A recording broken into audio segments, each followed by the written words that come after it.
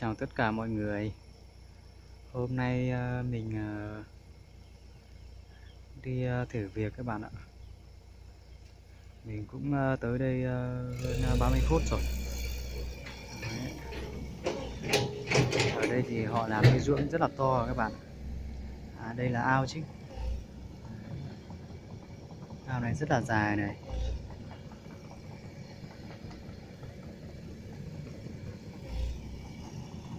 Đây.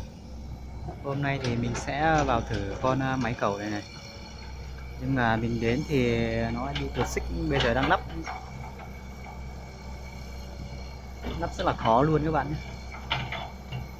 Còn kia là cái bạn phụ máy ấy, đang tập để học cái máy này.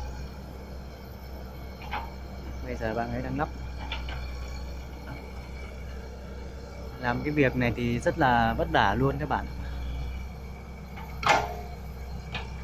Nhất là vào mùa hè, mùa nóng thì rất là mệt luôn.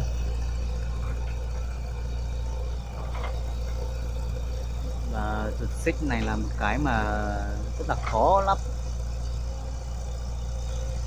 Trong khi làm thì phải rất là cẩn thận, nếu không thì lắp rất là mệt.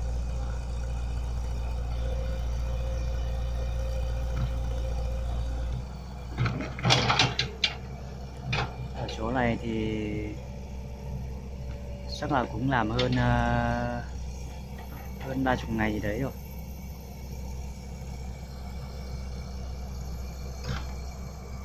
Không biết là hôm nay mình có xác định làm ở đây không.